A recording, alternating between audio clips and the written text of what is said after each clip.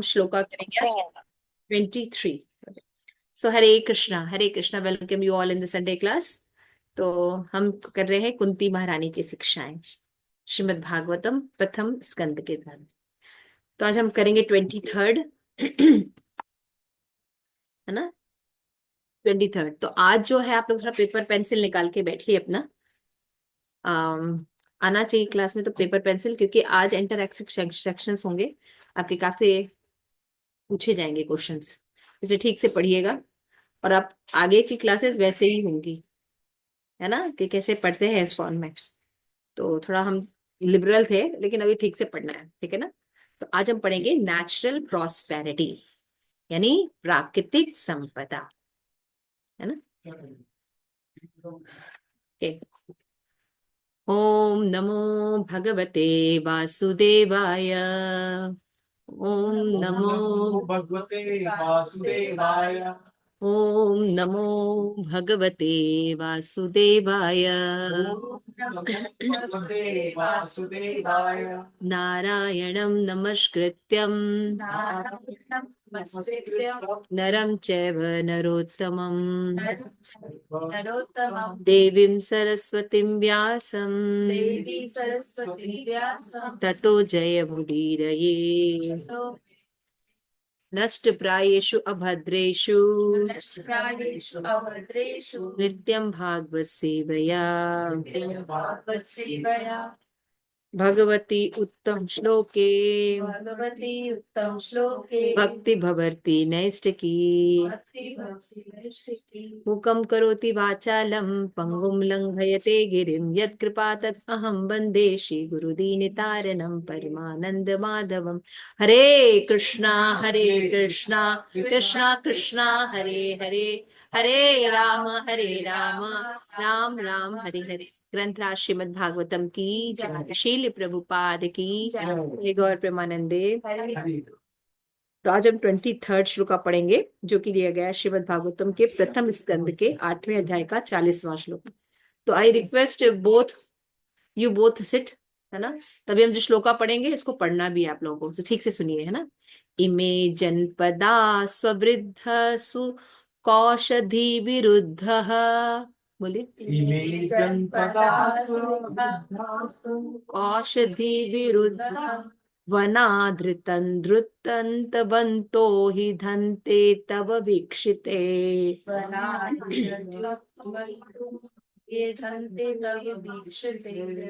ठीक है, मैं इसको फिर से बोलते हैं। इमे जनपदा स्ववृद्धा जनपदासु वृद्धा सुपकौधिविरुद्धः सुपकौषधिविद्धः वनाधिधृन्तवन्तो हि वनाद्रिदन्तवन्तो हि धन्ते तव विशिक्षते।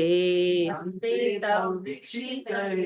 इमे जना पदस्वर्धा इमे जनाः सु सुपक कौशधा विरुद्धः सुपकौषधाविरुद्धः वनराधिनाद उधावन्तो।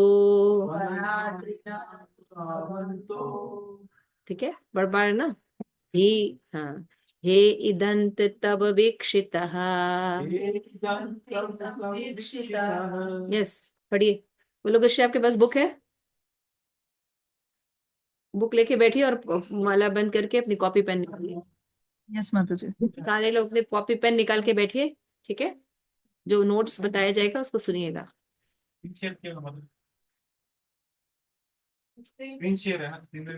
कॉपी की जरूरत पड़ेगी, किताब की जरूरत पड़ेगी। जब हम पूछेंगे तो जरूरत पड़ेगी, तब हम स्क्रीन शेयर बंद कर देंगे, है ना। स्क्रीन शेयर भी है, जिनके पास नहीं है, ये जिनके पास बुक है वो निकाल ले। तो कुंती महारानी जो है भगवान से प्रार्थना कर रही हैं कि वो न जाए, है ना, अपने घर न जाए। और वो क्या करना चाहती हैं कि भगवान को मना करें कि भगवान आप मत जाइए, रुक जाइए, है ना। क्योंकि आपके बिना जो है हमारा जो ये जो आपको दिख रहा है कि सब संपदा है, लेकिन एक्चुअल में अगर आप ना हो या आपके चरण कमलों की धूली ना हो तो ये सब व्यर्थ है। तो जो भी आपको यहाँ पे प्रॉस्पेरिटी दिख रही है भगवान, वो आपके रहने से है ना। आप चले जाएंगे तो ये सब चीजें व्यर्थ हो जाएंगी। तो हमने पिछले क्लास में डिस्कस किया था, हम समझते हैं कि हमारे घर में जो प्रॉस्पेरिटी है, अच्छा है, या हमारे जीवन में कुछ भी अच्छा है, वो किसके कारण है? हमारे अपने धन के कारण है ना, मेहनत के कारण है, ऐसा सोचते हैं। लेकिन यहाँ पे कुंती महारानी कहती हैं, हमारे पास अगर कोई संपदा है, सौभाग्य है, मंगल है जीवन में, तो किसके कारण है? भगवान के कारण है। तो आज हम पढ़ेंगे नेचुरल प्रॉस्पेरिटी।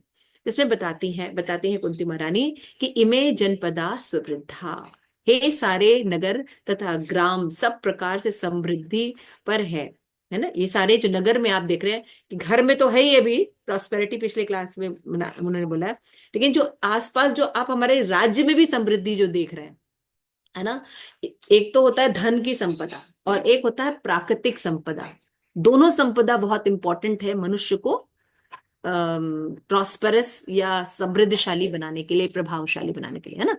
धन की भी जरूरत पड़ती है, साथ में प्राकृतिक चीजें भी होनी चाहिए, है ना, जैसे अच्छी हवा, है ना, अच्छे पेड़ पौधे, है ना, खनिज, सोना चांदी, सब प्राकृतिक संपत्ति है। पेट्रोल है ना, जितने भी फूड प्रोडक्ट्स हैं, अनाज है, सब क्या है? सब प्राकृतिक प्रोडक्ट है। गाय दूध, है ना, ये सब क्या है? प्राकृतिक। पहाड़, है ना, पहाड़ों के अंदर जो खदानें हैं, हीरे जवाहरात, सब क्या है? प्राकृतिक संपदा है ना।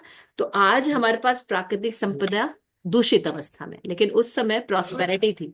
और हम देखते हैं कि जब भगवान के उपस्थिति से, भगवान की जब दृष्टि पड़ती है किन्हीं चीजों पर, तो वो और ज्यादा समृद्धशाली हो जाते हैं। तो यहाँ कुंती महारानी बता रही है कि ये जो सारे नगर है, ये जो ग्राम है, ये सब प्रकार से समृद्ध है, क्योंकि जड़ी बूटी और अन्यों की प्रचुरता है ना। औषधि भी है, जड़ी बूटियां भी प्रकृति से मिलती है ना, और अन्न भी है। कितने अन्न है? प्रचुर मात्रा में, जरूरत से ज्यादा। वृक्ष फलों से लदे हैं और नदियां बह रही हैं, है ना। पर्वत खनिजों तथा समुद्र संपदा से पूर्ण है, और ये सब आपकी कृपा दृष्टि का फल है। भगवान के देखने से इसे होता है ना, समझ रहे हैं? भगवान की दृष्टि से, शुभ दृष्टि से मंगल होता है।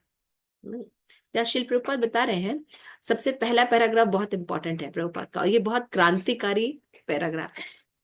जब हमने इसको फर्स्ट टाइम पढ़ा था, तो मेरे लिए बहुत ही बहुत ज्यादा मतलब विचारशील ये श्लोक था। क्योंकि हम क्या सोचते हैं कि हमारे पास धन है तो हम सुखी हैं, है ना, प्रॉस्परस है। लेकिन पहली बार जब मैंने शिल प्रभुपाद को पढ़ा था, प्रभुपाद डिफाइन कर रहे थे कैसे प्राकृतिक संपदा रहने पर हम समृद्धशाली है। मैं कई दिन तक फिर हम लोग मैं सोचती रही इस विषय में, और हमने सोचा यस, प्राकृतिक संपदा सबसे इंपॉर्टेंट चीज है। अगर हमारी सारी चीजें अच्छी हो, है, पानी मतलब हम मिनरल वाटर की जरूरत ही नहीं पड़ेगी, है ना, ऑक्सीजन की कभी जरूरत ही नहीं पड़ेगी, फ्रेश एयर की, मास्क लगाने की, है ना। और अगर मन में भी पोल्यूशन नहीं रहेगा, तो काम क्रोध लोभ मोह मद मत्सर भी नहीं रहेंगे। समझिए कितना सुंदर समाज रहेगा, है ना। आपस में भी कितना ईर्ष्या द्वेष काफी कम मात्रा में मिलेगा। तभी प्रभुपाद बता रहे हैं कि मानव संपदा प्राकृतिक वरदान से आती है, न कि विशाल औद्योगिक उद्यमों से। Human prosperity flourish by the natural gift and not by the genetic industrial enterprises. ये पॉइंट बहुत इंपॉर्टेंट है। हम सोचते हैं कि विकास देश कौन है? विकसित देश, जैसे सड़कें हों, है ना, बड़ी बड़ी इमारतें हों, फैक्ट्रीज हों, और चीजें हों, है ना, इंडस्ट्रीज हों बड़ी बड़ी, तो क्या होते हैं? वो देश प्रॉस्परस है, प्रगतिशील देश है, विकसित देश है।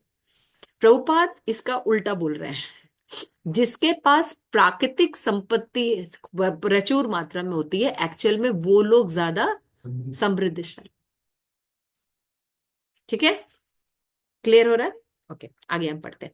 ये विशाल उद्योग ईश्वर विहीन सभ्यता के प्रतिकूल है ना, और ये जीवन, मानव जीवन के उद्देश्य का विनाश करने वाले, मनुष्य की प्राण शक्ति को निचोड़ने वाले इन कष्टप्रद उद्योगों को जितना ही बढ़ाया जाएगा, लोगों में उतना ही असंतोष फैलेगा। भले ही कुछ लोग इस शोषण द्वारा ठाट बाट से रह रहे हैं। वन, अन्न, वनस्पतियां, फल, नदियां, रत्न, खनिज से पूर्ण पर्वत तथा शक्तियों से पूरित समुद्र, ये सब प्राकृतिक वरदान है।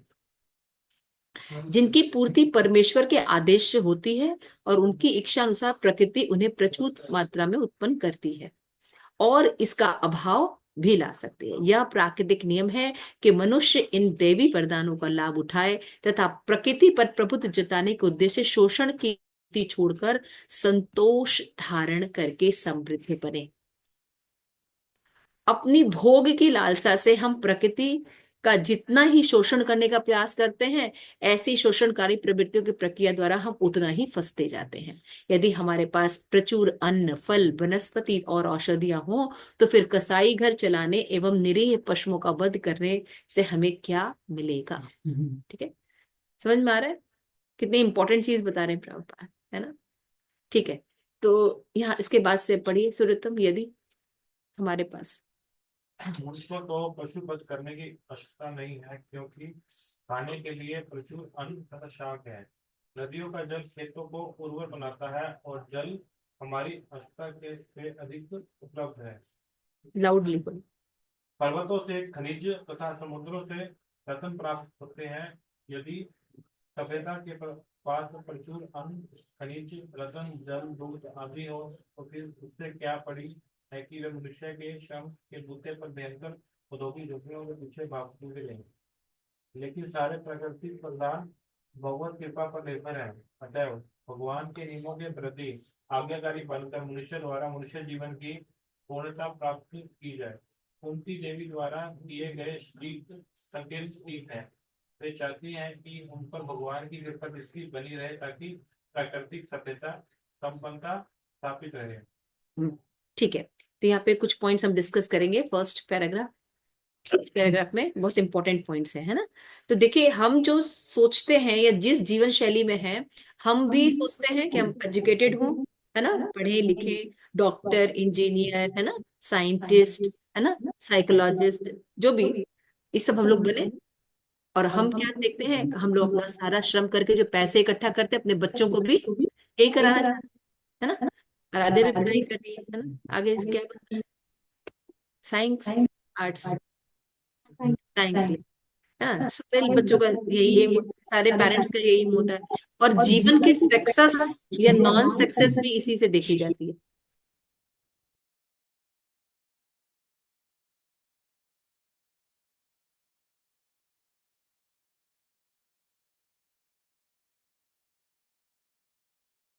हरे कृष्ण माता जी, आप म्यूट हो गए हो। हरे कृष्ण, अभी आवाज आ रही है? यस माता जी। हाँ, ठीक है। तो यहाँ पे हम देखते हैं कि हमारी जो विचारधारा है, या आज के आधुनिक समाज की जो विचारधारा है, कि हम जो अपने आप को समृद्धशाली और कैसे मानते हैं, जब हमारा विकास होता है ना, औद्योगिक क्षेत्र में विकास हो, है ना, सड़कें हो, बड़ी बड़ी इमारतें हो, जैसे मल्टी स्टोरी बिल्डिंग हो, मॉल हो, है ना, इधर से प्लेन चले, उधर से प्लेन चले, तो तब हम सोचते हैं, क्या सोचते हैं कि हम बहुत ज्यादा प्रगतिशील है। लेकिन प्रभुपाद कह रहे हैं, ये सभ्यता जिसमें हम जी रहे हैं, इसमें ईश्वर विहीन सभ्यता होती है ना? हमारी आपके एजुकेशन में, हमारे समय तो इतना थोड़ा बहुत मॉरल साइंस में या कुछ भगवत गीता वगैरह के श्लोक पढ़ाए जाते हैं, सूरदास वगैरह के। अभी तो मेरे ख्याल से कुछ है, कुछ भी नहीं है।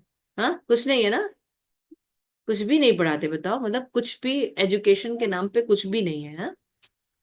तो बहुत ही डल, ये बच्चे जाएंगे कहाँ? ये बच्चे, अभी देखिए, मेरे पास अभी कई केसेस आ रहे हैं काउंसलिंग के लिए। तो उसमें पहले तो आते थे कि 20 साल के बच्चे जैसे जिनको डिप्रेशन की प्रॉब्लम हो रही थी, अभी 12 साल के बच्चे आ रहे हैं, ज्यादा से ज्यादा 12 या 15 साल के बच्चे फुल्ली डिप्रेस्ड है। हमें ये समझना, प्रभुपाद यहाँ पे ये लाइन समझा रहे हैं कि मनुष्य जो है वो मशीन नहीं। क्लियर हो गया? हम मनुष्य हैं, हमारी कुछ जरूरतें हैं, है ना? जैसे हमारी पर्सनल जरूरतें होती हैं, शरीर की जरूरतें होती हैं, मन की जरूरतें होती हैं, सोशल नीड्स होती हैं, है ना, और देश की नीड होती हैं, और समाज की भी नीड होती है ना?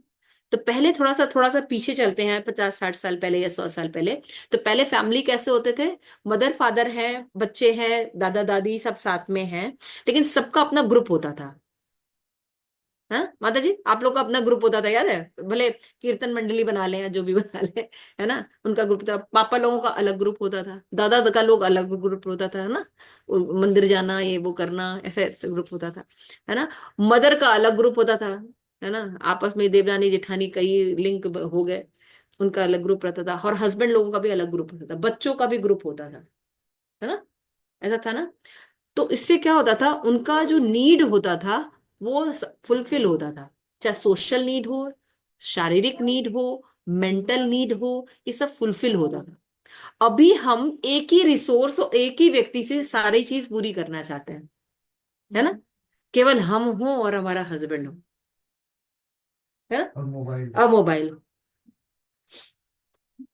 हाँ। ये भी उद्योग का ही उद्योग का यही, इसीलिए इसीलिए हम थोड़ा सा समझाने की कोशिश कर रहे हैं कि आज हम जैसे, ये एक नेचुरल, एक इंसान की एक नेचुरल प्राकृतिक बात है कि उसको अपने शरीर का भी सुख चाहिए, उसकी उसका उसका जो है सामाजिक सामाजिक भी आवश्यकताएं होती हैं, उसके फ्रेंड सर्कल भी होने चाहिए, समझ रहे हैं, और उसका जो मदर फादर भी होने चाहिए, वाइफ भी होनी चाहिए, बहनें भी होनी चाहिए, बाहर के समाज के लोग भी होने चाहिए, देश के लोग भी होने चाहिए।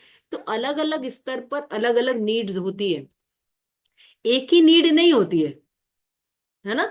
और ये सेटिस्फाइड जब नहीं होती हैं तो फिर क्या होता है, फ्रस्ट्रेशन डेवलप होता है। क्यों? क्योंकि मनुष्य जो है वो मशीन नहीं, ये समझना होगा। इसीलिए पहले लोग जो है ना रिश्तों की कदर करते थे, सहनशील होते थे, माफ करते थे, कितनी चीजें होती थी ना। खराब भाई भी निकल जाता था एकदम से, लेकिन उसको फिर चलो कोई बात नहीं, चलने दो, हाँ ऐसे ही रहते थे ना। लेकिन अभी हम छोटी छोटी चीजों को भी एक्सेप्ट नहीं कर पाते हैं ना, रिलेशंस में नहीं। तो हमें जब तक ये सब चीजें पता नहीं रखेगी, एक व्यक्ति की ये सारी नीड होती है ना, शारीरिक भी, मानसिक भी, सामाजिक भी, फ्रेंड भी होने चाहिए, मातृत्व प्रेम करने वाले भी होने चाहिए, और देश आदि का भी एक होना चाहिए, मतलब जिसको व्यापार वगैरह कहते हैं, जिससे लिविंगहुड डेवलप, लिविंग मतलब खाना पीना जहां से डेवलप होता है। तो ये सारी आवश्यकताएं एक व्यक्ति की होती है। इसीलिए एक प्रोवर्ब कहा जाता है, if we have to raise a child we need a village.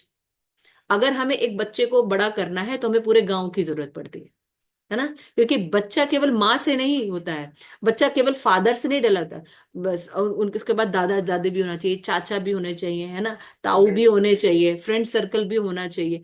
तो ये जो रिलेशन मेंटेन करता है, तो इमोशन के जो फ्लक्चुएशंस होती हैं, इसको बहुत आराम से फुलफिल किया जाता है, क्योंकि अलग अलग इमोशंस होते हैं, है ना। तो उन इमोशंस को यही लोग फुलफिल कर सकते हैं। लेकिन ये चीजें पहले क्या था, प्राकृतिक चीजों पर डिपेंड करती थी, लेकिन अभी लोग प्राकृतिक संपदा, भगवान, ये भगवान पे डिपेंडेंसी, इसको मानना बहुत ही कायरता समझते हैं, और सोचते हैं कि हम सब कुछ कर लेंगे, है ना, अपने बल पर ये सब करने की कोशिश करते हैं, और ज्यादा से ज्यादा न्यूक्लियर अकेले रहना चाहते हैं। तो अकेले अगर एक समय तक तो ठीक है, लेकिन एक दो साल में फ्रस्ट्रेशन शुरू हो जाती है ना। जैसे जिन चीजों को आप अचीव करिए, मानिए, अगर आप सोचिए आपके जीवन में, आप लोगों को पता नहीं लगता है कि नहीं, फ्रस्ट्रेशन की वजह क्या है कि जीवन में उत्साह नहीं है ना, यानी ये तो हमने अचीव कर लिया ना, ये हमने एक्सपीरियंस कर लिया, अब और क्या, अब और नेक्स्ट क्या, है ना। तो वो नहीं रह जाता, उत्साह नहीं रह जाता, समझ रहे हैं। और पहले लाइफ में ये सारे इमोशंस को हैंडल करने के लिए हमारे पास लोग होते थे, मशीन नहीं, लोग होते थे, क्योंकि हम मशीन नहीं है। जरूरी नहीं है कि किसी व्यक्ति को अगर प्रॉब्लम हो, तो प्रॉब्लम में अगर कोई व्यक्ति बात कर रहा है तो उसको सोल्यूशन बताओ या फिलॉसफी बताओ, उसके साथ बैठ के सुन लो, है ना, ऐसा भी होता है ना, उसके साथ बैठ के दो बात सुन लो उसकी, है ना। तो ये सब चीजें जो है ये खत्म हो जाती हैं जब हम मशीनी सभ्यता की तरफ आ जाते हैं, है ना। तो आप देखिए आज हमारे पास इन्हीं नीड्स को फुलफिल करने के लिए इंस्टीट्यूट्स बन गए हैं। इंस्टीट्यूट मतलब अलग, जैसे कि आपको सोशल चाहिए तो आप लाफ्टर क्लब में जाइए, हंसना है तो लाफ्टर क्लब में जाइए, तब हंसिए वहां जाके, व्यायाम करना है तो व्यायामशाला में जाइए, है ना, अगर पढ़ना है तो स्कूल में जाइए, मतलब हर चीज का एक टेक्निकल हमने सब कुछ बना दिया है, सबका उद्योग बना दिया है। आपको डिप्रेशन है तो साइकोलॉजिस्ट है, जाइए उनसे अपॉइंटमेंट लीजिए, एक सिटिंग का 7,000 रुपया दीजिए, समझ आ रहा है? तो और उससे हम सेटिस्फाइड भी नहीं होते क्योंकि अपनापन नहीं होता। प्रभुपाद कर रहे हैं मानव जीवन के उद्देश्यों का विनाश करने वाले ये सभ्यता।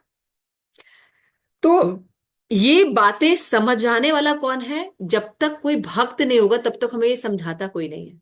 हम इन्हीं मशीनों की दुनिया की तरफ भाग रहे हैं, इसी को लक्ष्य बनाए हैं। और कभी भी मनुष्य परफेक्ट रह सकता है? हमेशा नहीं। मनुष्य कभी परफेक्ट नहीं रह सकता। मनुष्य के जीवन में अप्स एंड डाउन्स रहेंगी। आप सदैव एक ही पोजीशन में नहीं रह सकते। देहिनो अस्मिन यथा देहे कौमारम यौवनम जदा तथा देहांतर प्राप्ति धीर तत्र न मुइस्ति। जीव जन्म लेगा, थोड़ा सा बाल्य अवस्था में होता है, फिर कौमार अवस्था में आएगा, उसके बाद थोड़ा बड़ा होगा, फिर उसके बाद प्रौढ़ावस्था में आएगा, फिर उसके बाद बूढ़ा होगा, फिर मरेगा। ये भी तो एज है, ये भी तो उसी व्यक्ति की एज है। तो एक इमोशन तो रहेगा नहीं व्यक्ति का, है ना? लेकिन हम एक ही इमोशंस को फुलफिल करते हैं और ये सब सारे इमोशन हम एक ही व्यक्ति से चाहते हैं कि फुलफिल हो जाए। ये पॉसिबल नहीं है, ये पॉसिबल नहीं है। इसलिए हमारे जीवन में सबसे पहली बात भक्ति में आने पर यह समझना चाहिए, अच्छा बुरा छोड़ दीजिए, हमको सबकी जरूरत है। हमको सबकी जरूरत है ना? हर लिमिटेशन है लेकिन सबकी जरूरत है। तो हमको पता होता है कहाँ। तो सब किसी के साथ वर्किंग रिलेशन रखा जाता है, किसी के साथ आत्मसंबंध संबंध रखा जाता है, लेकिन संबंध सबकी जरूरत पड़ती है। प्रभुपाद कह रहे हैं असंतोष फैला हुआ है। और इस समाज में दिक्कत क्या है कि जो शोषण करके ठाट बाट से रह रहे हैं ना, वो भी अंदर से खोखले हैं। जो हम जिनको हम एम बना के चलते हैं, देखो उनकी गाड़ी, उनके बंगले, उनके ये, उन्होंने उनके बेटे ने तो ये कर लिया, एक दिन में आईआईटी कर लिया, आईआईटी होके फ्रस्ट्रेट हो गया। हाँ, बाबा जी बन के कुंभ मेला में घूम रहा है। तो गलत बोल रहे हैं। मतलब कहने की बात, मेरे कहने की बात क्या है, आज जब ये डिप्रेशन आता है ना, तो ये आपको मशीनी चीजें नहीं ठीक करेंगी। आपके पास इन इमोशंस को और हमें क्या बताया जाता है कि हम गलत है। नहीं, हम गलत नहीं है। हमारा चेंज हो रहा है, हमारी बॉडी चेंज हो रही है, हमारी नीड चेंज हो रही है, हमारी सिचुएशन चेंज हो रही है। उसके हिसाब से हमारे पास लोग नहीं है। हमने हर जगह मशीन फिट करके रखे हुए हैं, इसलिए हमारी नीड पूरी नहीं हो रही है ना? और हम सबको एक जैसा नहीं बनाना चाहिए, सबकी नीड अलग अलग होती है ना? सबको समझना चाहिए, जैसे मम्मी है आपकी, आपकी मम्मी की नीड अलग होगी, आपकी नीड अलग होगी, है ना? आपकी नीड अलग होगी, ये इसकी आराध्या की नीड अलग होगी, है ना? तो ऐसा नहीं कि सबको हम एक ही जैसा बना दें, सबकी नीड अलग होती है। तो भक्ति में जब हम प्राकृतिक संपदा पे यानी भगवान पे डिपेंड रहते हैं, तो हर की नीड फुलफिल होती है ना? क्योंकि हर सभ्यता मौजूद होती है ना? और हमारे पास पहले घरों में घर का एटमॉस्फेयर ही देखिए कैसा होता था। ऊपर नीचे का बिल्डिंग है, छत होती थी, नीचे भी है, थोड़ा सा बाड़ा होता था, गाय वगैरह भी बंधी होती थी, है ना? देखिए एक एक एटमॉस्फेयर देखिए कैसे बटा होता था। आज एक ही रूम में सब कुछ है। फर्क है ना? इमोशंस के लिए जगह, स्पेस नहीं है हमारे पास स्पेस नहीं। तो ये सब चीजें जो बता रहे, इसीलिए प्रभुपाद करे कि ये लोग, ये जो उद्योग है या ये जो सभ्यता है, जो मशीनी कल्चर को हम जो सोच रहे हैं कि बहुत अच्छी कल्चर है, ये असंतोष फैलाने वाला है। यानी लास्ट में आपको क्या मिलने वाला है? आप शुरुतम प्रभु बहुत अच्छे से नौकरी करना शुरू नया नया किए हैं, तो उनके लिए बता। नहीं, नौकरी मतलब अपना वही शुरू किए हैं। और जो काम सोच रहे कि ये उद्देश्य है जीवन का, वो ले जाएगी एंड कहाँ करेगी आपको? असंतोष पे। रिश्ते कमाने चाहिए। मनुष्य जीवन का लक्ष्य है अपने भगवान के साथ संबंध स्टैब्लिश करने का। अगर उसमें इन्वेस्टमेंट्स नहीं है आप लोगों के, तो क्या होगा? फ्रस्ट्रेशन हो गई, है ना? जीवन में कोई व्यक्ति किसी की फ्रस्ट्रेशन दूर नहीं कर सकता, लेकिन संग चलता है तो हल्का हो सकता है ना? हिम्मत आ जाती है। कोई किसी की प्रॉब्लम ले नहीं सकता, लेकिन चिंता मत करो, भगवान सब ठीक करेंगे। जब उसके साथ बैठना उठना अलग चीज है, तो व्यक्ति का समय कट जाता है ना? तो भारत की इतनी सुंदर कल्चर है, ये धीरे धीरे खत्म हो रही है ना? अपना फ्रेंड सर्कल जो हम खत्म कर रहे हैं, अब हर समय दिन भर पति के पीछे लगने लगा, या पति दिन भर पत्नी के पीछे लगे रहना, क्या कर रही है, क्या कर रही है, ऐसे कर। ऐसा नहीं होता है ना? वो भी तो नहीं वो करे, वो, वो भी तो मोबाइल ही वो नहीं, वो भी बेकार है ना। नहीं, जैसे तो अगर अगर आपको अपना सर्कल हो तो इतनी चिंता नहीं होगी, और आपका सर्कल हो तो इतनी चिंता नहीं होगी कि मोबाइल में क्या कर रही है। अगर सर्कल होगा तो आप मोबाइल भी कम देखेंगे, है ना। अगर अभी आप लोग मोबाइल देख रहे हैं, आप लोगों में से कोई मोबाइल देख रहा है? कोई मोबाइल नहीं देख रहा है। सबका सर्कल होता था, है ना, उसमें वो इंजॉय करते थे। उनको ये नहीं कि हस्बैंड होगा तभी हमारा जीवन चलेगा, वाइफ होगी तभी जीवन चलेगा, ऐसा नहीं होता था ना। सब भाई बहन भी मिलके कितने रह लेते थे, कर एक बात कह रहे हैं। तो वही प्रभुपाद यहाँ पे बता रहे हैं कि अन्न, वनस्पतियां, फल, नदी, रत्न, खनिज, पर्वत और समुद्र, ये सब प्राकृतिक वरदान हैं, जिनकी हम सोचते नहीं कि ये हमारे लिए इतना इंपॉर्टेंट है, ये सब चीजें, है ना। अभी कोई ऐसी जगह जाइए जहां पे प्राकृतिक सौंदर्य होता है ना, खूब सुंदर सुंदर बगीचे खुले हैं, बड़े सुंदर सुंदर गार्डन हो, सुंदर सुंदर फूल खिले हो, कैसा लगता है ना, झरने हो, सुंदर से पहाड़ हो, कितना अच्छा लगता है ना। क्यों? क्योंकि प्राकृतिक चीजों से हमें सेटिस्फेक्शन फील होता है ना। और खोल के बड़ा बड़ा बिल्डिंग हो, एकदम बुर्ज खलीफा हो, इस जहाँ कौन सी वो बिल्डिंग होती है जिसमें पूरा शीशा ही लगा रहता है ना। कैसे फ्रस्ट्रेटिंग, देख के फ्रस्ट्रेटिंग लगता है ना। तो ये एटमॉस्फेयर जो है वो नहीं है, प्राकृतिक जो है वो भगवान के साथ होती है, इसलिए जीव को आनंद प्रदाती है। लेकिन प्रभुपाद कहते हैं इसमें जो उल्टा सभ्यता है, जिसको कि हम लक्ष्य बनाकर इसकी ओर बढ़ रहे हैं, इसी में ही रहना चाहते हैं, प्रभुपाद कहते हैं एक तो उसके साथ क्या है कि ये लोगों के अंदर क्या लेके आती है, आर्टिफिशियल प्रभुत्व जताने की शक्ति। मैं ईश्वर हूं, है ना, और वो है नहीं, जीव कभी भी कुछ कंट्रोल नहीं कर सकता। लेकिन दिन भर कंट्रोल करने, हर चीज मैनेज करने के चक्कर में क्या हो रहा है, फ्रस्ट्रेट हो रहा है। क्योंकि हर व्यक्ति हर चीज पर प्रभुत्व जताना चाहता है ना, मेरा है, ये मेरा है, ऐसा। फिर प्रभुपाद कह रहे हैं आगे, नेक्स्ट, आगे चलिए। हाँ।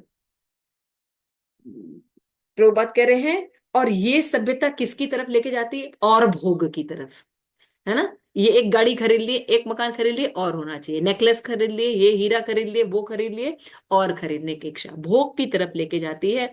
और जब हम ज्यादा से ज्यादा पैसा कमाने की कोशिश करते तो एक दूसरे का शोषण किए बिना तो पैसा आएगा नहीं, तो फिर हम दूसरों का शोषण करने की प्रक्रिया करते हैं। और शोषण, प्रभुपाद कहते हैं सबसे पहले अगर कोई व्यक्ति शोषण करता है तो वो मीट ईटिंग करेगा, शराब पिएगा, है ना, अपनी जीवा के सेटिस्फेक्शन के लिए लोगों को मारेगा। जब तक वो तमोगुणी नहीं होगा तब तक वो किसी का इतना शोषण नहीं कर सकता ना। अगर आप सतोगुण में रहेंगे तो शोषण ही नहीं कर पाएंगे, लेकिन जब आप तमोगुणी में रहेंगे तभी आप सोचो। और तमोगुणी व्यक्ति मीट खाता है, ड्रग्स लेता है, शराब पीता है, इस तरह के पाप कर्मों में निकल जाता है। लेकिन प्रभुपाद कह रहे हैं कि जब हमारे पास मान लीजिए बढ़िया फल फूल अनाज दूध, है ना, ये सब चीजें हों, तो हमें पशु वध करने की कोई जरूरत पड़ेगी? किसी को लूट पाट करने की जरूरत पड़ेगी, या किसी को शोषण करने की जरूरत पड़ेगी? नहीं। अगर प्राकृतिक संपदा है तो शोषण की जरूरत पड़ेगी? शोषण की जरूरत नहीं पड़ेगी। तो यानी क्या है कि कौन सा व्यक्ति प्रॉस्पर होता है, प्रॉस्पेरस होता है, जिसके पास प्राकृतिक संपदा होती है, ईश्वर सभ्यता होती है, यानी धर्म के साथ, भगवान के साथ कोई व्यक्ति रहता है। तो कुंती मनन यही समझा रही है कि जितनी जो आप प्रॉस्पेरिटी देख रहे हैं ना, ये आप नजरों से देखते हैं, इसलिए ये फली फूली। आप नहीं रहेंगे ना तो ये सारी संपदा चली जाए, इसलिए आप मत जाए। समझ में आ रहा है? आगे देखिए, प्रभुपाद कह रहे हैं कि भगवान के नियमों के प्रति आज्ञाकारी बनकर भक्त मनुष्य जीवन की पूर्णता प्राप्त करता है। ये सेकंड उपदेश है। फर्स्ट उपदेश क्या है? हम जिसको समझ रहे हैं कि जिस सभ्यता को हम, आधुनिक सभ्यता को, ये पढ़ाई लिखाई को, है ना, मनी माइंडेड लोगों को लेके हम समझ रहे हैं कि हम सक्सेसफुल बनेंगे, प्रभुपाद कह रहे हैं ये सक्सेसफुल नहीं है, ये आपको एंड अप डिप्रेशन में ही करेगा। और दूसरी बात क्या होता है, मन भक्त बनेंगे यदि आप, तो क्या कर रहे हैं आप, भगवान की आज्ञा का पालन करेंगे। और मनुष्य जीवन का जो लक्ष्य है, कि हम ये समझ सके हम कौन है, भगवान के साथ हमारा क्या रिलेशन है, ये जब सॉल्व करते हैं तो हम प्रसन्न। क्लियर हो गया? तो प्रभुपाद यहाँ पे बताते हैं कि वे चाहती है कि उन पर भगवान की कृपा दृष्टि बनी रहे ताकि प्राकृतिक संपदा स्थापित रहे। कृष्ण उन पर कृपा करते रहें, वहीं रहें उनकी दृष्टि से, वो उनके जो प्राकृतिक संपदा है, प्रॉस्पेरिटी है, सुख है, वो रहे। क्योंकि आप सोच के देखिए, पूरे जब ये जो महाभारत का युद्ध हुआ था, तो जितने भी भारत आप देख रहे हैं, ये युधिष्ठिर महाराज के राज्य था, है ना। 6 कॉन्टिनेंट यानी 6 समुद्र पर भी राज्य था। आज जो 6 समुद्र है उस पर भी राज्य था। धरती के अलावा समुद्र पर भी राज्य था, ठीक है ना, समझ रहे हैं। यानी मैप में आप जितनी भी पृथ्वी आज देखते हैं वो सब युधिष्ठिर महाराज का क्षेत्र था, समझ रहे हैं।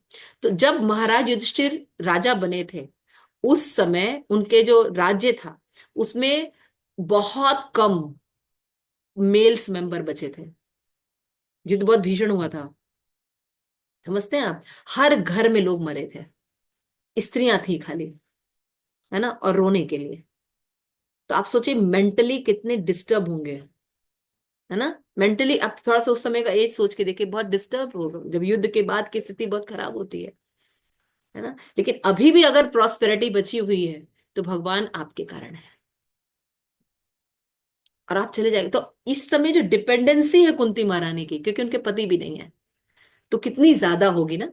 जितने ज्यादा हम यहाँ पे भौतिक जगत में निर्भर नहीं रहेंगे, उतने ज्यादा हम भगवान की तरफ रहेंगे, जिसके भगवान अकिंचन के धन है, बताया था।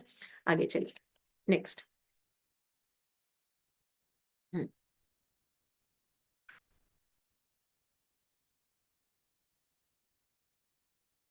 हम्म। क्या बताती है कुंती माने, कहती है कि आज हमारे पास क्यों फल फूल रहे हैं, क्योंकि आप हैं। अगर आप नहीं रहेंगे तो फिर हम किस सभ्यता की तरफ जाएंगे, आधुनिक सभ्यता की तरफ, जो कि कसाई खाने की और व्यर्थ की चीजों की तरफ इंपॉर्टेंस देके रखती है। तो यदि हम ईश्वर की सृष्टि पर निर्भर रहते हैं तो अन्न उत्पन्न, सॉरी, यदि हम ईश्वर की सृष्टि पर निर्भर रहें तो अभाव उत्पन्न नहीं होता, केवल आनंद ही रहेगा। ये प्रिंसिपल है, ये सिद्धांत है।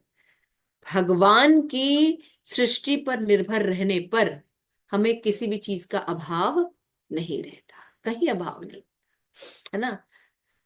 प्रभु इस अन्न को हम खाते हैं और तृण को गौ खाती है। बैल बहुत थोड़ा बहुत जिसे हम उनके सामने डाल देंगे खाकर अन्न उत्पन्न करते हैं। यदि हम फल खाकर छिलके फेंक दे तो पशु इससे संतुष्ट हो जाते हैं। इस इस तरह कृष्ण को केंद्र में रखकर वृक्ष, पशु, मनुष्य, सारे जीव पूरा सहयोग हो सकता है, और वैदिक सभ्यता कृष्ण भावना सभ्यता है। प्रभुपाद क्या कह रहे हैं कि हमारी जो सनातन सभ्यता है उसमें भगवान केंद्र में रहते थे, है ना। कृष्ण भावनामृत सभ्यता थी।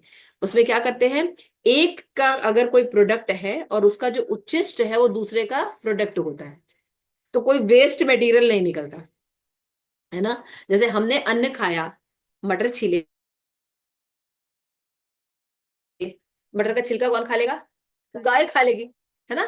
तो कुछ भी जैसे गेहूं होगा तो गेहूं के छिलके गाय खाती है ना। तो इस तरह से देखिएगा तो आप, हमने ऑक्सीजन लिया, कार्बन डाइऑक्साइड निकाला, तो हमारा कार्बन डाइऑक्साइड पेड़ पौधे का इनहेल है ना, और उनका ऑक्सीजन निकालते हैं वो, और वो ऑक्सीजन हमारा है। देख रहे हैं आप। तो कोई भी चीज वेस्ट नहीं होती भगवान की प्रकृति में। लेकिन जब इसको हम डिस्टर्ब करके अपनी मेंटेलिटी लगाते हैं, तो अभी आप, कल हम न्यूज में देख रहे थे कि पूरे जो ग्लोबल ग्लोबल मैप है, इतने ज्यादा फ्लाइट्स उड़ रहे हैं एयर में, ट्रैफिक जैम हो चुका है। इतने ज्यादा फ्लाइट हो गए पूरी दुनिया में एक से दूसरे देश में जाने के लिए, एकदम छोटे छोटे छोटे छोटे छोटे छोटे, और उससे आने वाले दिनों में साइंटिस्ट बता रहे हैं बहुत ज्यादा प्रॉब्लम है, एयर ट्रैफिक जैम हो रहा है। तो ये है हमारा विकास, है ना। तो कुंती देवी प्रार्थना करती हैं कि आपकी दृष्टि के कारण भगवान सबको संपदा है। हम्म। इस तरह सारी सृष्टि कृष्ण की चितवन के परिणाम स्वरूप है। वेदों में कहा गया है पदार्थ पर दृष्टिपात किया जाए तो उत्तेजित हो जाता है। पुरुष के संपर्क में स्त्री उत्तेजित होती है, फिर गर्भवती होती है, शिशु जन्म देती है। संपूर्ण सृष्टि भी इसी तरह बनती है। कृष्ण के दृष्टिपात से वो उत्तेजित होते हैं, गर्भित होती है और जीवों को जन्म देती है। कृष्ण की ही दृष्टि से पौधे, पशु, सारे जीव उत्पन्न होते हैं। कैसे संभव होता है, हम में कोई नहीं कह सकता। मैं अपनी पत्नी को केवल अपनी दृष्टि से गर्भित कर सकता हूँ, यद्यपि ये हमारे लिए असंभव है, किंतु कृष्ण के लिए असंभव नहीं। हम आंखों से देख सकते हैं, लेकिन भगवान आंख से गर्भाधान कर सकते हैं। भगवान देखने से गर्भ धारण कर देते हैं। तो ब्रह्म संहिता में कहा गया है, अंगानी यस सकलेंद्रिय प्रतिमंत। यही अंतर है भगवान में और हम में। है ना। हम देखते हैं तो कुछ कर लेंगे, हम आंख से खा सकते हैं, खा सकते हैं आंख से, लेकिन भगवान आंख से खाते हैं, है ना। भगवान को मुंह चलाने की जरूरत है नहीं। जब भगवान ने ब्रह्मा को उत्पन्न किया था, लक्ष्मी देवी बगल में बैठी थी, चरण दबा रही थी, है ना। लक्ष्मी देवी की जरूरत पड़ी थी ब्रह्मा को उत्पन्न करने में? अपनी नाभि से कमल निकाला, ब्रह्मा उत्पन्न कर दी। तो भगवान को किसी चीज की जरूरत नहीं पड़ती। निसंदेह प्रकृति से जो उत्पन्न होता है जीव नहीं, बल्कि शरीर, शरीर है। सारे जीव प्रकृति के विशेष प्रकार के शरीर प्राप्त करते हैं। इस तरह शिशु अपनी माता से शरीर प्राप्त पाता है। 10 माह का शिशु का शरीर माता के शरीर के रक्त और पोषण तत्व से बढ़ता है, किंतु शिशु तो केवल, हरि बोल, किंतु शिशु तो एक जीव होता है पदार्थ में।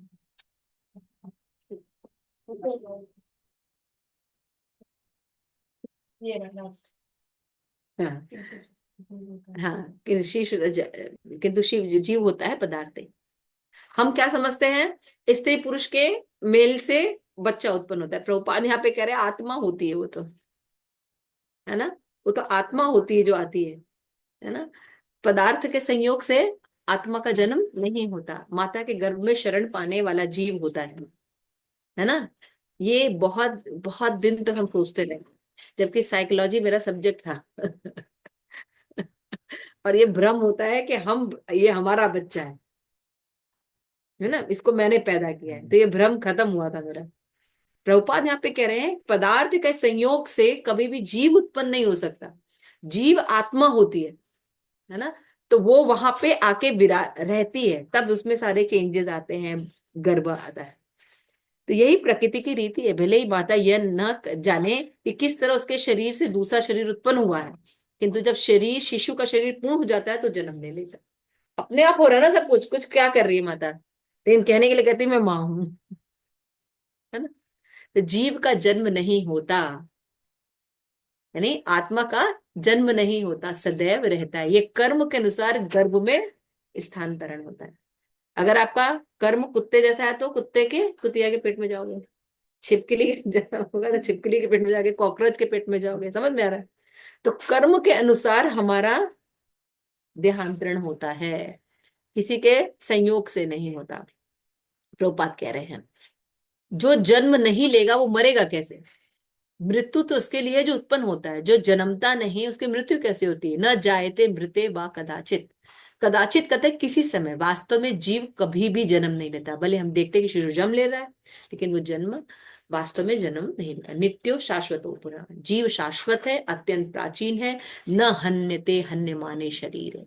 ऐसा मत सोचो कि शरीर के विनष्ट हो जाने से जीव विनष्ट हो जाता है, नहीं, जीव हमेशा रहता है। ये कितनी बड़ी बात है ना। सारी फ्रस्ट्रेशन खत्म हो जाती है इसको पढ़ के। मेरे एक वैज्ञानिक मित्र ने पूछने लगे, हाँ पढ़ो राजेश्वर। शाश्वतता का क्या प्रमाण है? कृष्ण कहते हैं न हन्यते हन्यमाने शरीरे। शरीर के मारे जाने पर आत्मा नहीं मारा जाता, ऐसा प्रमाण श्रुति कहलाता है। प्रमाण का दूसरा प्रकार न्याय प्रस्थान है। तर्क तथा दार्शनिक खोज से यह प्रमाण प्राप्त किया जाता है, किंतु प्रमाण का अन्य प्रकार श्रुति है, जो महाजनों से सुनकर स्थापित किया जाता है। तीसरा प्रकार है स्मृति, जो श्रुति से प्राप्त कथनों पर स्थापित होता है। भगवत गीता तथा अन्य पुराण स्मृति हैं, उपनिषदें श्रुति हैं और वेदांत न्याय है। इन तीनों में से श्रुति प्रतिष्ठान अर्थात श्रुति से प्राप्त प्रमाण विशेष महत्वपूर्ण है। प्रत्यक्ष अनुभव से प्राप्त किया जाने वाला ज्ञान या प्रत्यक्ष का कोई मूल्य नहीं होता, क्योंकि हमारी इंद्रियां अपूर्ण हैं। उदाहरणार्थ, प्रतिदिन हम सूर्य को एक बिंब के रूप में देखते हैं, जिसका व्यास लगभग 12 इंच रहता है, किंतु वास्तव में यह पृथ्वी से सैकड़ों गुना बड़ा होता है। अतएव हमारी आंखों के माध्यम से हमारी प्रत्यक्ष अनुभूति का क्या मान रहा?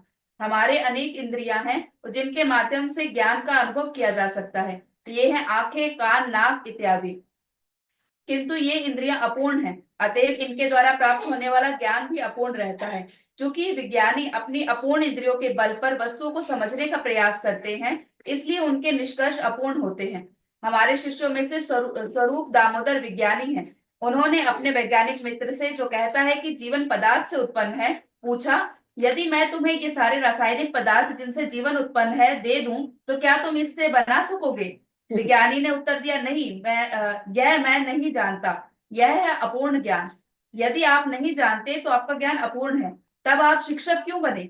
यह तो धोखाधड़ी है। हमारा कहना है कि पूर्ण बनने के लिए हमें पूर्ण से शिक्षा ग्रहण करनी चाहिए। चूंकि कृष्ण पूर्ण है, अतएव हम उनसे ज्ञान प्राप्त करते हैं। कृष्ण कहते हैं, न हन्यते हन्यमाने शरीरे। जब शरीर मरता है तो आत्मा नहीं मरता, अतएव यह ज्ञान की आत्मा शाश्वत है, पूर्ण है। कुंती देवी कहती है, इमे जनपदा सुविधा सुपकोषधि विरुद्ध। अन्न की प्रचुरता है, वृक्ष फलों से लदे हैं, नदियां प्रवाहित हो रही हैं, पर्वत खनिजों से पूर्ण है और सागर संपदा से भरे पूरे हैं। हमें और क्या चाहिए?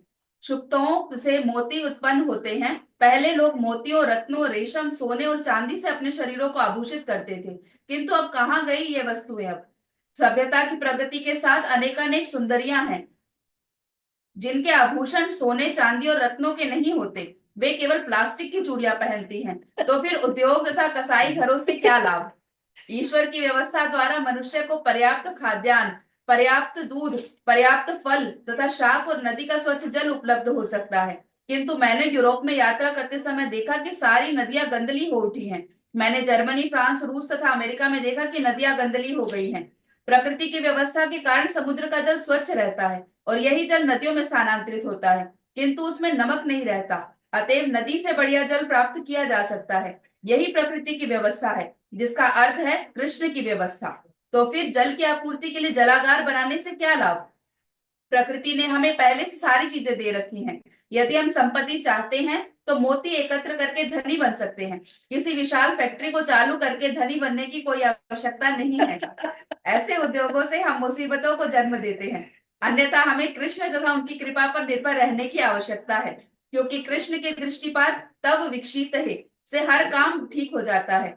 अतएव यदि हम केवल कृष्ण की कृपा दृष्टि की याचना करें तो किसी अभाव या आवश्यकता का प्रश्न ही ना उठे, हर काम पूरा हो जाए। इसलिए कृष्ण भावनामृत आंदोलन का विचार है प्रकृति के उपहारों तथा कृष्ण की कृपा दृष्टि पर निर्भर रहना।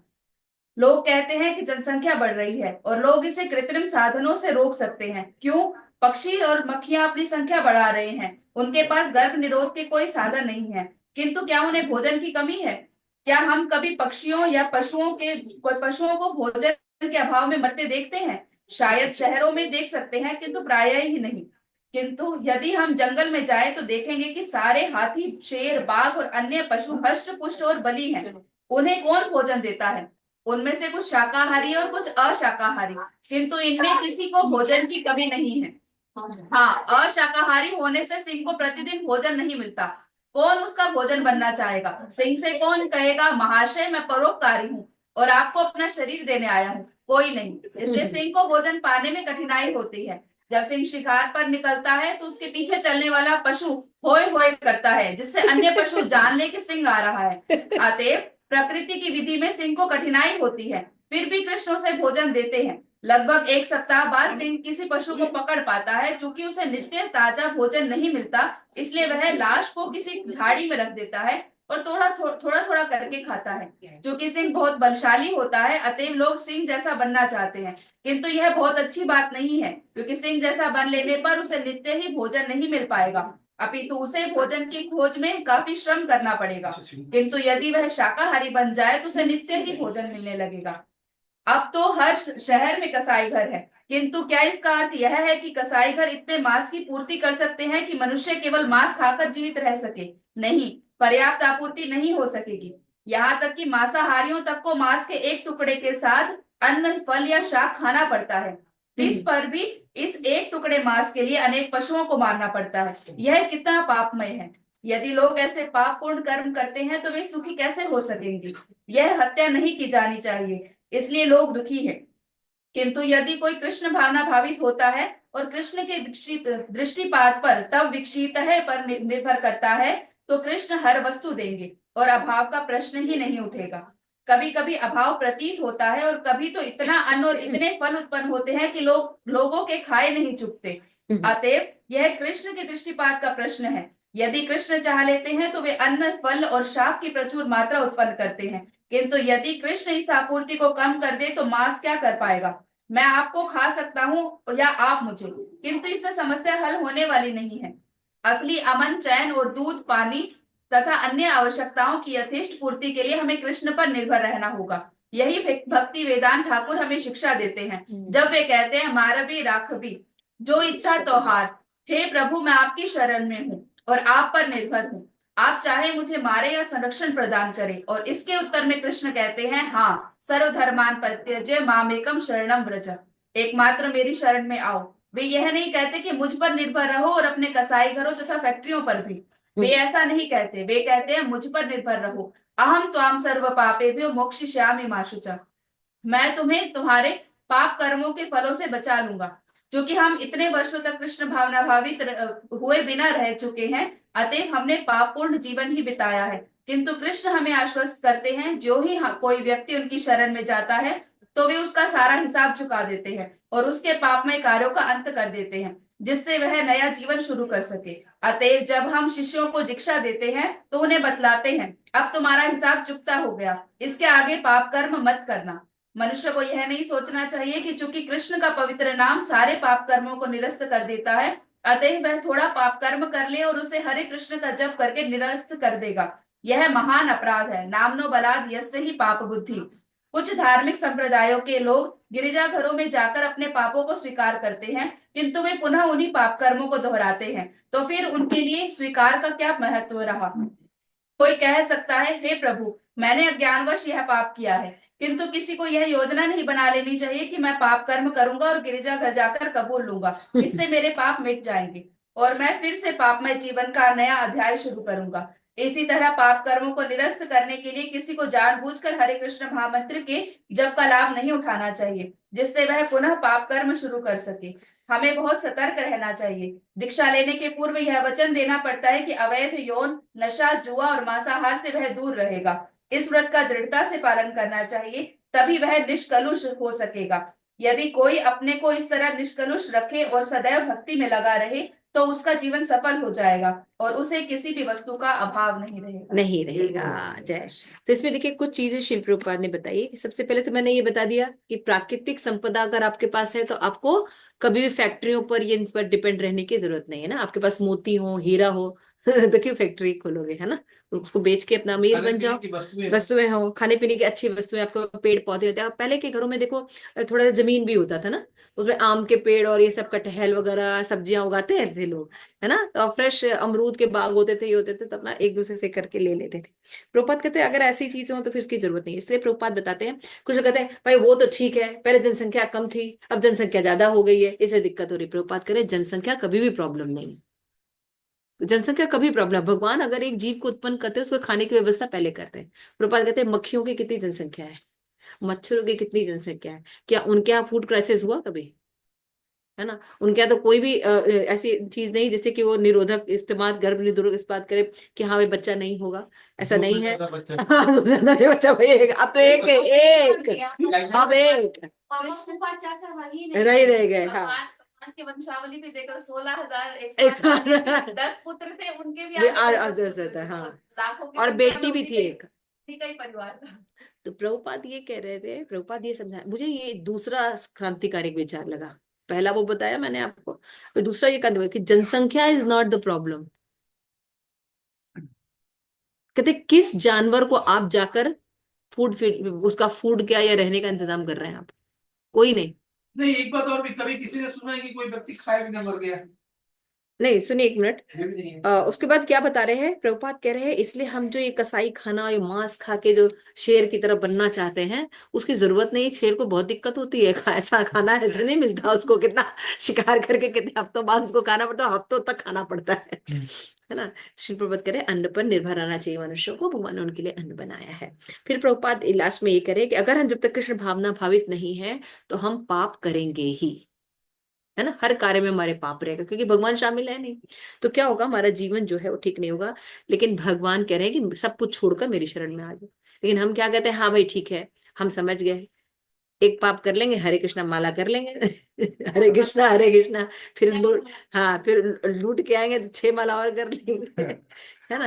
ऐसा ऐसा कर लेंगे। प्रभुपाद कह रहे हैं ये अपराध होता है ना। गिरजाघर में यही होता है, एवरी संडे वो जाते हैं, फिर पोप के पास बैठ के अपनी लिस्ट बताते हैं, I have done this, I have done this, I have done this, है ना। माफ करो। हाँ, हमको माफ कर दो, हमको कल माफ से कर नहीं। दो, कल से नहीं, कल जाके- नहीं कल जाके नहीं करेंगे, हमको माफ कर दो बस। फिर अगले दिन जाके फिर से वही काम करेंगे। पर बहुत ऐसी माफी का क्या फायदा, ऐसे प्रायश्चित को क्या बोलते हैं, कुंजर साचवत, हाथी के स्नान की तरह। हाथी जाता है, खूब बढ़िया से नहाएगा, तट पर आएगा, फिर धूल डाल देगा, नहाने का कोई फायदा है?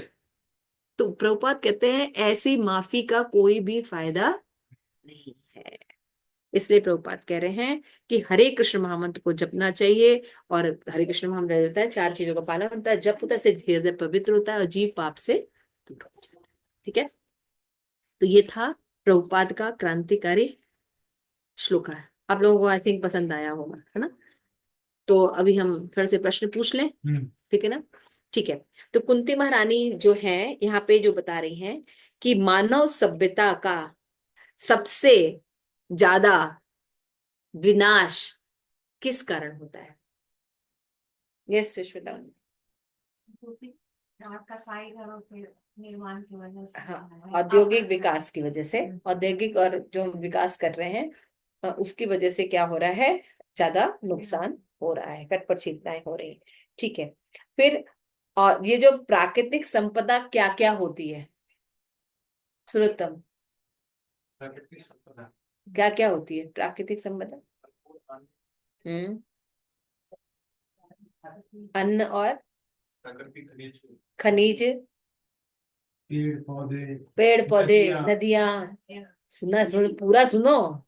और शक्तियों से परिपूर्ण समुद्र। समुद्र, हाँ समुद्र, समुद्र में कितने रत्न होते हैं, भूलो मत समुद्र को।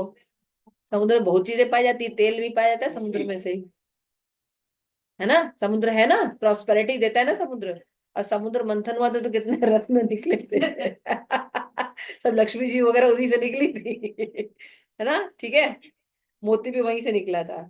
ठीक है, तो ये सब जो है हमारी प्राकृतिक संपत्ति है। अब प्रभुपाद ने बताया था कि यदि हम ईश्वर की सृष्टि पर निर्भर रहेंगे तो किस चीज का अभाव नहीं रहेगा? प्राकृतिक संपदा का अभाव नहीं है। प्राकृतिक संपदा का अभाव नहीं रहेगा, है ना, क्योंकि भगवान की दृष्टि से अंतर होता है। फिर बताया गया है कि हमारी इंद्रियों में और भगवान की इंद्रियों में अंतर होता है। क्या अंतर होता है? भगवान देख के वहां हाथ खड़ा करके, इंद्रियों में। भगवान देख के भी गर्भ धारण कर सकते हैं, भगवान आंख से खा सकते हैं, भगवान लेकिन इसको क्या बोलते हैं, ये तो एग्जाम्पल है। पूर्ण है और वो पूर्ण है, उनकी इंद्रियां पूर्ण है, हाँ हमारी पूर्ण है, इंद्रियां ठीक है, अपूर्ण लेकिन यहाँ पे और कुछ था।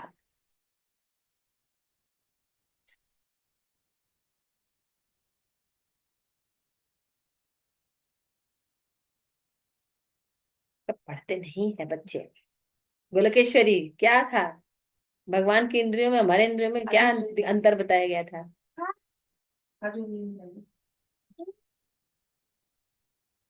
और माता जी, भगवान जो है वो एक ही मतलब इंद्रियों से सारे काम कर सकते हैं, वो आंखों से खा भी सकते हैं। हाँ, तो जीव की इंद्रियों में और भगवान की इंद्रियों में अंतर होता है ना। भगवान की इंद्रियां कृष्ण आध्यात्मिक है और यस हमारा माता जी, भौतिक है। हम अपनी आंखों हम से केवल देखने का कार्य कर सकते हैं, देखने का पर कर जो सकते कृष्ण हैं है कि वो भगवान अन्यों को किसी भी गर्वित कर इंद्रियों सकते का हैं। कुछ भी कार्य कर सकते हैं, तो ये अंतर है ना भगवान की इंद्रियों में हमें। ठीक है, सब अभी अभी फिल्मी गाना चला वो सबको याद रहता है।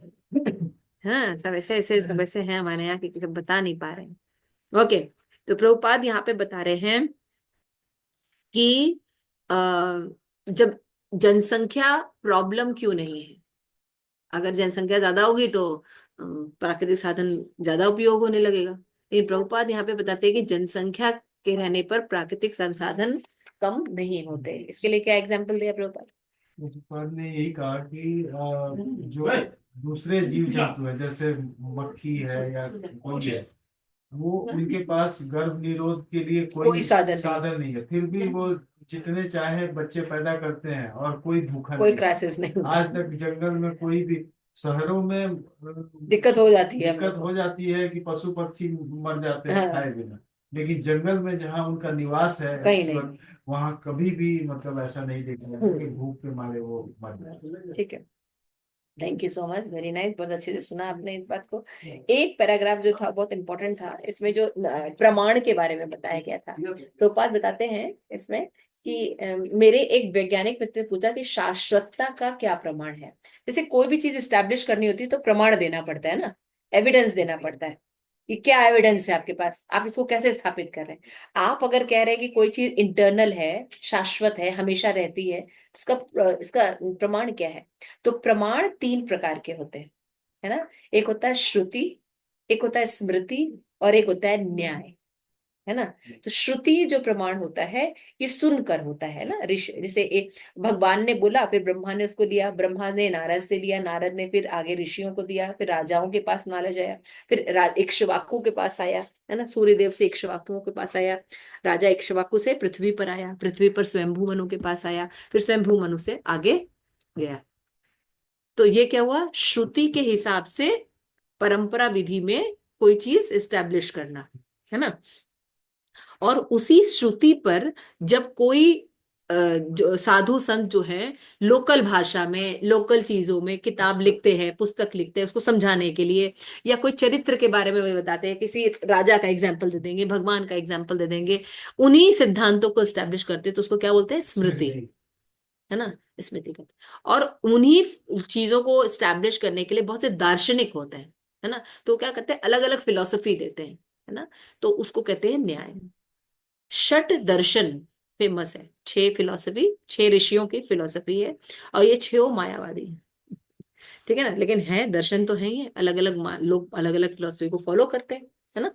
तो इन एविडेंस के द्वारा हम किसी भी चीज को एस्टैब्लिश करते हैं, या तो श्रुति प्रमाण होना चाहिए, या तो स्मृति प्रमाण होना चाहिए, या न्याय प्रमाण होना चाहिए। न्याय में क्या है? षट दर्शन, षट दर्शन, जैसे चवार्क मुनि, व्यास देव, ये सब षट दर्शन दर्शन है ना। व्यास देव का दर्शन है अचिंत्य भेदा भेद तत्व। ऐसे चवार्क मुनि है, चवार्क मुनि कहते हैं कि यथा जीवेत सुखम जीवेत, नहीं तो घृतम उधार पीवेत। लेके घी पियो। उधार लेना पड़े, चोरी करना पड़े, कुछ भी करो, घी पियो। लेकिन घी पियो और मस्त होके रहो, कल किसने देखा है। और ये चवार्क नीति बहुत फेमस है आज, नहीं है, कुछ भी करो, कल किसने देखा है, खाओ पियो मौज करो, यही बता रहे हैं ना? माचिस लो। तो ये चवार्क नीति है, यथा जीवेत घृतम पीवेत, घी खाओ, कल किसने देखा है, चोरी कर लो, मर्डर कर दो, किसी का क्या दिक्कत है, लेकिन यथा जीवेत घृतम पीवेत। तो ऐसे ऐसे फिलोसफर समझ में आया? तो अलग अलग फिलोसफी को लोग फॉलो कर, देखिए ना दुनिया में अलग अलग फिलोसफी है ना, फॉलो करते हैं ना लोग। अलग अलग 5 तो ये सब ऋषियों की फिलोसफी है। तो आध्यात्मिक जगत जगत में अगर हम कोई चीज प्रमाणित करना है, ये चीज ऐसी है, आत्मा शाश्वत है, शरीर नश्वर है, ये हमको साबित करना है। कैसे साबित करेंगे, श्रुति के द्वारा, स्मृति से। तो श्रुति ग्रंथ में बताया गया है, बताया जाएगा कि आत्मा, ये श्लोक है, ये श्लोक है, भगवत गीता में ये श्लोक बताया गया है, स्मृति में, है ना। भगवान कहते हैं न जाए, तो प्रभुपाद दे रहे ना, न हन्यते हन्य माने शरीरे, है ना, भगवत गीता का श्लोक बता रहे, ईशोपनिषद का श्लोक बता रहे हैं। तो ये इनसे इनसे किसी भी चीज को स्टैब्लिश किया जाता है, समझ गए। तो आध्यात्मिक जगत में प्रमाण क्या कहते हैं, श्रुति, स्मृति और न्याय। श्रुति जो भगवान ने कहा वो श्रुति हुआ। हाँ, श्रुति वेद मतलब, वगैरह। श्रुति मतलब सुना गया, उपनिषद, हाँ direct सुना से- गया, जैसे उपनिषद होते हैं ना, जितने भी उपनिषद होते हैं, नहीं, ये वेद जो होते हैं स्मृति होती है, लिखा है ना ऋषियों ने, वेद को लिखा गया है ना बाद में। जो श्रीमद् श्रुतियां जो भगवद गीता तो वो है ना, महाभारत, श्रुति। श्रुति तो नहीं है, भगवत गीता महाभारत का एक अंश है, गीतोपनिषद। तो उसको भी तो महाभारत में व्यास देव ने लिखा है ना। तो ये आता है स्मृति में, लेकिन उपनिषद वो होता है जब भगवान डायरेक्ट बोलते हैं, तो गीता भगवान ने डायरेक्ट बोला है, इसलिए ये उपनिषद माना जाता है सभी ऋषियों के द्वारा। उपनिषद में क्या होता है, कोई ऋषि बीच में नहीं होते हैं, भगवान ने बोला है, वो एज इट इज मंत्राज है, उसको कहते हैं श्रुति। जैसे उपनिषद होते हैं, 108 उपनिषद हैं, जैसे 108 उपनिषद हैं, है ना। तो 108 उपनिषद में सबसे पहला उपनिषद है ईशोपनिषद, है ना। तो प्रभुपाद ने उसको भी ट्रांसलेट करके हमें दिया है। तो हमारे पास उपनिषद भी है और स्मृति भी है, समझ लगे। तो भक्ति को स्टैब्लिश करने के लिए इनफ है प्रभुपाद का। क्योंकि जो लोग श्रुति को मानते हैं ना, वो स्मृति और न्याय को नहीं मानते, कहते ये तो ऋषियों ने पता नहीं क्या किया होगा, ये तो डायरेक्ट भगवान की वाणी है ना। तो प्रभुपाद ने भगवान और भगवान की भक्ति को उपनिषद से ही प्रूफ करके दिखाया है। उपनिषद में डायरेक्ट नहीं बोला जाता है कोई चीज। जैसे बस, जैसे आप सोचिए कोई व्यक्ति नॉर्मल नहीं है, इंटेलेक्चुअल व्यक्ति है, तो वो क्या करते हैं, उनको वो लोग सूत्र में बात करते हैं, है ना। जो इंटेलेक्चुअल लोग होते हैं, देखा है ना, सूत्र में बात करते हैं। मतलब कुछ गुण बताएंगे और आप गैस कर लेंगे वो व्यक्ति क्या है या वो चीज क्या है, क्योंकि वो इंटेलेक्चुअल लोग होते हैं। यानी उपनिषद में ऐसा नहीं कहा गया है कि भगवान ही कृष्ण है, उनकी क्वालिटीज बताई गई है, उनकी चीजें बताई गई और वो उन्हीं से मैच करती है, इसलिए अंडरस्टूड है कि वो कृष्ण ही है। क्लियर हो गया। तो उपनिषद में डायरेक्ट कृष्ण के नाम से नहीं, जैसे भागवतम में है, भगवत गीता में है ना, ये ते चाज कलाम कृष्णस्तु भगवान स्वयं, साक्षात बोला गया है। लेकिन उपनिषद में डायरेक्ट नहीं बोला जाता, इनडायरेक्ट बोला जाता है, और ब्राह्मणास रहते हैं तो वो उसको पहचान लेते हैं। लेकिन बाद में जब कलयुग में लोगों का पतन हुआ, तो फिर क्या हुआ, लोग इतने बुद्धिमान नहीं है कि वो ये जान सके कृष्णा जो है वो भगवान है। तो अब दिक्कत होती है, तो उसका उसका वेरिफिकेशन नहीं हो पाता है इस गुण से भगवान का। तो प्रभुपाद ने ईशोपनिषद में दिया, तो जिसमें कि उन्हीं के उपनिषद से, उन्हीं की चीजों से प्रूव करके प्रभुपाद ने बताया कि भगवान जो है वो कृष्ण। समझ में आ गया। अच्छा, आगे क्वेश्चन। तो प्रभुपाद बता रहे हैं कि ये 3 प्रमाण होते हैं, कौन कौन से, श्रुति स्मृति और अन्याय, ठीक है ना, श्रुति स्मृति और न्याय। और इसको हम कैसे एविडेंस को एस्टैब्लिश करेंगे, तो हम देखते हैं प्रत्यक्ष अनुभव के द्वारा, है ना, अनुमान के द्वारा और शब्द प्रमाण के द्वारा। ये 3 चीजों से हम किसी चीज को एस्टैब्लिश करेंगे। ये तो 3 प्रमाण हो गए, लेकिन इसको एस्टैब्लिश कैसे करेंगे, प्रत्यक्ष देखकर, जो दिख रहा है भाई, ये बुक का कलर ऊपर ब्लू है, हाँ देख सकते हैं ब्लू है ना, तो देखकर। दूसरा क्या हो गया, अनुभव कर कर, है ना, अनुभव कर कर, तो अनुभव से भी ज्ञान लिया जाता है ना। और तीसरा बताया गया शब्द प्रमाण, है ना। तो प्रभुपाद कह रहे हैं कि जो अनुभव प्रत्यक्ष प्रमाण है वो इंद्रियों पर बेस होता है, हमारे सेंसेस पर बेस होता है, आईज, ईयर्स, नोज, है ना, ज्ञानेंद्रियों पर बेस्ड होता है। और इंद्रियां हमारी सीमित हैं और अपूर्ण है, भ्रमित भी होती है ना। तो इंद्रियों के द्वारा जो प्राप्त ज्ञान है वो पूर्ण नहीं होता। जैसे आपने देखा, इसीलिए इसीलिए क्या होता है, प्रत्यक्ष ज्ञान ज्ञान को बार बार चेंज किया जाता है ना। प्रत्यक्ष ज्ञान के आधार पर कोई चीज स्टैब्लिश की जाती है, तो उसको देखिए बार बार, उसका क्या बोलते हैं, उसको चेंज करने को। एक थ्योरी स्टैब्लिश की जाती है, फिर उसको कंडम किया जाता है, फिर दूसरी थ्योरी आ जाती है ना। एक मोबाइल फोन आता है, फिर नया आता है कि इसमें ये चीज नहीं है, अब ये ऐड हो गया है, इसका मतलब वो पूर्ण नहीं था। ऐसा ही होता है ना। तो प्रत्यक्ष ज्ञान पूर्ण नहीं होने के कारण क्या होता है, बार बार उसको चेंज करना पड़ता है। लेकिन भगवान ने इस्टेब्लिश किया ज्ञान, कुछ चेंज नहीं होता। भगवत गीता में कोई चेंज करने के लिए भगवान आते हैं, उसी ज्ञान को रीस्टेब्लिश करते हैं भगवान। समझ में आ रहा है आप लोगों को, नेट पर भी, कि प्रत्यक्ष ज्ञान जो होता है अपूर्ण होता है, इसीलिए इसको बार बार चेंज करना पड़ता है ना। उसके बाद आप क्या आता है, अनुमान प्रमाण। तो अनुमान प्रमाण भी अपूर्ण हो जाएगा, क्योंकि ये भी प्रत्यक्ष प्रमाण पर ही अनुमान लगाते हैं ना। तो जब वो अपूर्ण होता है, अनुमान प्रमाण पूर्ण कैसे हो सकता है। तो इससे सबसे ऑथेंटिक होता है शब्द प्रमाण, क्योंकि गुरु शिष्य परंपरा से एज इट इज नॉलेज सुनते हैं और एज इट इज बोलते हैं। तो इसीलिए परंपरा से जो ज्ञान आता है वो एज इट इज रहता है। इसकी तुलना भागवत में बताई गई है आम से। आप सब लोग को आम खाए हैं, सब लोग खाए हैं, ठीक है। आम अच्छा भी लगता है, ठीक है ना।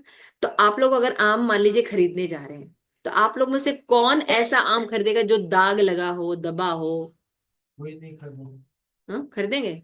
कैसा आम खरीदते हैं, बिल्कुल बढ़िया, है ना, बिल्कुल पीला बढ़िया, बिना दाग के, एकदम फला फूला ऐसा ऐसा आम लेना चाहेंगे ना। नाक से भी नाक से स्मेल स्मेल स्मेल के देखते कि भाई बढ़िया रहे, है ना। ऐसे दबा हुआ तो नहीं करेंगे। तो अच्छा, नॉर्मल पेड़ जो रहता है उसमें से कोई चीज फल कैसे तोड़ा जाता है, ऐसे तड़ाक से मार के तोड़ लेते, गिर जाता है, दौरी रख देंगे, है ना। लेकिन आम को अगर ऐसे तोड़ेंगे तो क्या होगा, वो तो फट जाएगा, नीचे ऊपर से नीचे गिरा फड़ाट, लेंगे आप वो आम, तो आम कैसे तोड़ा जाता होगा, सोचिए।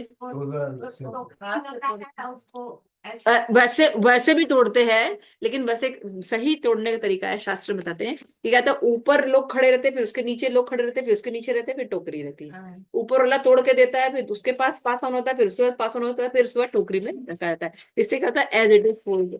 तो क्या हुआ, श्रुति प्रमाण ऐसे ही होता है, परंपरा से गुरु ने दिया, एज इट इज नॉलेज शिष्य ने लिया, वो फिर अपना गुरु बनेगा, फिर वो अपने शिष्य को देगा, ऐसे ही ज्ञान आता है। तो ये जो वैदिक ज्ञान है ये शब्द प्रमाण है, इसलिए एज इट इज रहता है। इसलिए सबसे ऑथेंटिक प्रमाण कौन सा है, एज इट इज। क्योंकि पहले कृष्ण ने, भगवान ने नॉलेज दिया नारद मुनि को, ब्रह्मा को, ब्रह्मा ने नारद को, है ना। तो as it is knowledge transfer होता चला जा रहा है। भगवान पूर्ण है, उनसे प्राप्त होने वाला नॉलेज भी पूर्ण है, तो उसमें कोई त्रुटि है, उसमें त्रुटि नहीं है। भगवत गीता में कभी वर्जन चेंज करना पड़ता है कि ये बात जो है ये गलत है ये साउथ अफ्रीका में होता है, अमेरिका में नहीं लागू होता, भारत में होता है, ऐसा कहीं है। जो भी नॉलेज है हर जीव के लिए है, और उसको कभी भी चेंज नहीं करना पड़ता। प्रकृति में 3 गुण है, चौथा गुण तो नहीं होता ना अमेरिका में, कि उसमें अमेरिका है तो सत्वगुण से बाद एक और सत्वगुण आ जाता है, ऐसा तो नहीं है ना। सत्वगुण, रजोगुण, तमोगुण, 3 ही गुण काम करते हैं प्रकृति के, चाहे वो कहीं पूरी दुनिया में हो, है ना। सत्वगुण .1 पॉइंट हाँ, .1 ऐसा तो नहीं है ना। तो यानी जो चीजें हैं वो सबके लिए है, हर समय और हर जगह के लिए, कोई चेंज करने की जरूरत नहीं पड़ती। इसका मतलब क्या है, वो पुण्य है। उसका मतलब क्या है, वो पुण्य है। इसीलिए कहा गया था। तो यहाँ पे ये बता, समझ में आ गया ये चीज, तो ये याद रखेगा आप लोग। शब्द प्रमाण सबसे ज्यादा अच्छा है, लेकिन प्रत्यक्ष अनुमान में प्रॉब्लम होती है। ओके। से आम के बाद एक वो आ गया माजा, आ गया माजा माजा डुप्लीकेट डुप्लीकेट माजा डुप्लीकेट औद्योगिकरण हो गया, हाँ, औद्योगिकरण हो गया। बच्चों को अच्छा हाँ, उसको बच्चों को अच्छा लगता है, लेकिन जिसने, मिल जाता है, लेकिन सालों भर मिलता है। हाँ, लेकिन हमारा आम तो बस गर्मी में ही मिलता है। लेकिन वो टेस्ट तो नहीं है। लेकिन जिसको सही आम खाया होगा उसको माजा नहीं अच्छा लगेगा। हाँ, पी भले लेगा, पी भले लेगा। तो ठीक है। इसके बाद एक और एग्जाम्पल दिया था प्रभुपाद ने, कि लोग कहते हैं कि जनसंख्या प्रॉब्लम है, लेकिन वैदिक सभ्यता के अनुसार जनसंख्या प्रॉब्लम नहीं है, वो आपने बता दिया, ठीक है ना। हाँ, वो तो हो गया, ठीक है। ठीक है, फिर इसके बाद एक लास्ट में प्रभुपाद बताते हैं, पाप वाला, पाप वाला। पाप करके हाँ, तो प्रभुपाद यहाँ पे बताते हैं कि जो पाप बुद्धि है ना, कि हमने सीख लिया कि नाम को जपने से पाप नष्ट होते हैं, है ना। तो फिर इसको कैसे हम इंटेलिजेंट से यूज करेंगे, जानबूझ के गलती करेंगे और उसको नाम कर पाप करेंगे, तो ऐसा चलेगा क्या, कोई लाभ ऐसा नहीं चलेगा। अच्छा, तो यहाँ पे कुंती महारानी क्या कह रही हैं इस श्लोक में। इसको श्लोक में हम्म। कुंती महारानी का यही कह रही है भगवान से कि भगवान ये जो भी फला फूला है कुछ भी है ये आपकी दृष्टि से है। महाभारत के टाइम में तो सारे दुनिया ही दूषित था, लेकिन फिर भी अच्छा दिख रहा है, आपकी कृपा दृष्टि है, इसलिए ठीक है, आप लिमादा मत ये जाइए। काफी बताया, लेकिन बहुत थोड़ा थोड़ा बताया, कोई अच्छे से कौन बताएगा। भगवान कुंती महारानी क्या कह रही हैं, नेचुरल प्रॉस्पेरिटी कहाँ है। ईश्वर भगवान हाँ, तो भगवान कहाँ की बोली थी, उपस्थिति। हमने 2-3 बार पढ़ा था। बोली थी हम्म। ये जो नदी है और फलों से लदा पेड़ है, हाँ, और नद- मैंने खनिज पहाड़ है, में पेड़ पौधे खनिज हैं, वनस्पति खनिज है, वनस्पति है, ये सब ये भगवान सब के आपकी दृष्टि से है। यस। भगवान के कारण तो है। इसे पता होना चाहिए क्या क्या बोल रही हैं, है ना, कि जितनी भी चीजें आप हम देख रहे हैं, भगवान जितनी भी समृद्धि नगर और ग्राम में आप देख रहे हैं, वो आपकी दृष्टि से। Very nice, very nice. तो आज आपका श्रवण काफी अच्छा रहा। सारे आपने ध्यान से पढ़ा, क्योंकि हमने क्लास के पहले अनाउंस कर दिया था कि आप लोगों को इस तरह से पढ़ाया जाएगा, ठीक है ना। नहीं तो कुछ पोपटबाजी वाला सबको एक बार हाँ, महामंत्र पर जप करेंगे, एक बार के लिए सिद्ध करने के लिए मैं बहुत अच्छा कर दिया। हाँ बहुत अच्छा। हरे कृष्णा हरे कृष्णा कृष्णा कृष्णा हरे हरे हरे राम राम राम हरे हरे। गुरुदेव की जय, श्रील प्रभुपाद की जय, निताई गौर प्रेमानंदे हरि। तो इस तरह से क्लास